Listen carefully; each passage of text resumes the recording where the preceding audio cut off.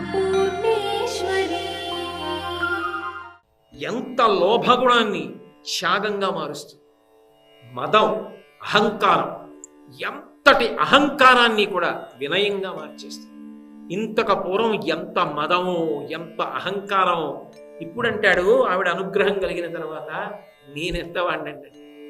ఎవరైనా పొగిడినా అయ్యో అలా పొగడకండి తప్పు, నేనెంత వాడినండి. లోకంలో ఇన్ని చేసిన వాళ్ళు ఎంతమంది మహాత్ములు ఉన్నారు, వాళ్ళ పేర్ల సరసన వ్రాయడానికి కూడా నాకు అర్హత లేదు, అందుకని నన్నంత పెద్ద చేసి మాట్లాడకండి అంటాడు. ఇంత వినయం వస్తుంది.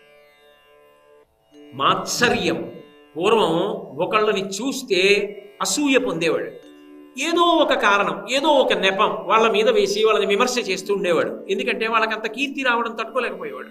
ఇప్పుడు అమ్మవారు అనుగ్రహం కలిగింది. ఇప్పుడు మాత్సర్యము లేదు. ప్రతి చిన్న విషయంలో ప్రతి వారిలో ఏదో ఒక గొప్ప గుణాన్ని వెతుకుతాడు. వెతికి అబ్బా ఈశ్వర సృష్టి ఎంత గొప్ప విషయం అండి, ఎంత గొప్ప విషయం అక్కడ ప్రకాశిస్తోంది. గుమ్మెత్త పువ్వుకు అంత తెల్లతనం ఏమిటండి, ఎక్కడి నుంచి వచ్చిందండి ఆ తెలుపు? ఎక్కడో ఎవరూ పెంచింది కాదు, నీళ్లు పోసింది కాదు, పువ్వు పూస్తే అంత తెలుపా, అంత పచ్చటి కేసరములా, అంత అందమా? ప్రతి దాంట్లో ఈశ్వర విభూతిని చూస్తూ ఉంటాడు, ప్రతి దాంట్లో మంచిని చూస్తూ ఉంటాడు. మాత్సర్యము స్థానంలో అన్నిటినీ గౌరవించగలిగినటువంటి ప్రజ్ఞ ఏర్పడుతుంది. అది లేని నాడు భక్తి అన్న మాటకి ఏమిటి ప్రయోజనం అసలు? మనిషి జీవితం మారాలి, సమాజము శాంతితో ఉండాలి, అదే భక్తికి చరమ ప్రయోజనం. కాబట్టి కామము, క్రోధము, లోభము, మదము, మోహము, అజ్ఞానము, పూర్వం పరమ అజ్ఞానంలో కొట్టుకుంటుండేవాడు, ఇప్పుడు జిజ్ఞాసు. అక్కడికి పరిగెడతాడు, ఇక్కడికి పరిగెడతాడు, అది వింటాడు, ఇది వింటాడు, బాగా చదువుకుంటాడు, తెలుసుకోవాలని తాపత్రయపడతాడు, కన్నీళ్లతో పరమేశ్వరుణ్ణి ప్రార్థన చేస్తాడు, పెద్దల దగ్గర పరిప్రశ్న చేస్తాడు, తెలుసుకోవాలన్న ప్రయత్నం చేస్తాడు. ఇప్పుడు ఏమైపోయింది అంటే మోహమంతా కూడా జిజ్ఞాసుగా మారిపోవడానికి కారణమైంది. దాని వలన ఒకనాడు ఈశ్వరానుగ్రహం చేత జ్ఞాని కాగలుగుతాడు. ఆర్తో జిజ్ఞాసురర్థార్థై జ్ఞానీ చ భరతర్షభ అని పరమేశ్వరుడి ప్రతిపాదన.